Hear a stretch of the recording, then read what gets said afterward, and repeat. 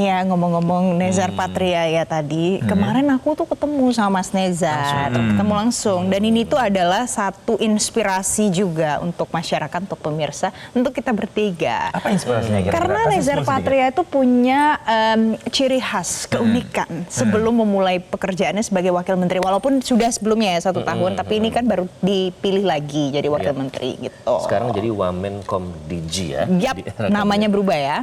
Presiden Prabowo. Nah, Nezar sendiri memang mantan jurnalis dengan segudang pengalaman, ada komitmen ya, salah satunya untuk meningkatkan keamanan siber hingga digitalisasi pemerintahan. Jadi kita akan simak hasil wawancara Valen kemarin. Nezar Patria, MSc MBA, Wakil Menteri Komunikasi dan Digital.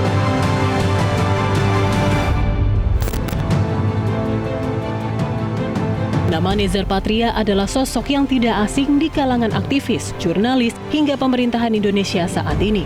Dengan rekam jejak panjang sebagai wartawan dan keterlibatannya yang aktif dalam gerakan reformasi, Nezar kini kembali menjabat sebagai Wakil Menteri Komunikasi dan Informatika atau Wamenkominfo dalam Kabinet Presiden Prabowo. Sosok Nezar dianggap memiliki kemampuan dan pengalaman yang relevan, sehingga namanya pun menjadi pertimbangan untuk masuk dalam Kabinet Prabowo. Wakil Menteri Komunikasi dan Digital itu mengatakan, ke depan pihaknya akan berfokus pada sejumlah hal prioritas, mulai dari meningkatkan keamanan siber hingga digitalisasi pemerintahan. Pria kelahiran 5 Oktober 1970 merupakan putra daerah dari Aceh. Ayahnya, Syamsul Kahar, adalah seorang pemimpin umum media terbesar di Aceh, yaitu Harian Serambi Indonesia. Nezar menempuh pendidikan sarjana di Universitas Gadjah Mada atau UGM Yogyakarta di Fakultas Filsafat. Disinilah kiprah aktivisnya dimulai dengan bergabung dengan organisasi kemahasiswaan. Setelah menyelesaikan sarjana di UGM, Nezar melanjutkan pendidikan ke jurusan Sejarah Hubungan Internasional di London School of Economics and Political Science atau LSE. Tidak berhenti sampai sana, Nezar masih terus menjalani pendidikannya hingga gelar doktor. Beberapa gelar pendidikan yang berhasil ia raih, yaitu gelar MBA di ITB tahun 2022, gelar ASEAN MBA di Graduate School of Business University Sains Malaysia tahun 2022, dan gelar Doktor Komunikasi di Universitas Gadjah Mada. Nezar mengawali karirnya dalam dunia jurnalistik. Ia pernah bekerja menjadi wartawan majalah Tempo tahun 1999 hingga 2008.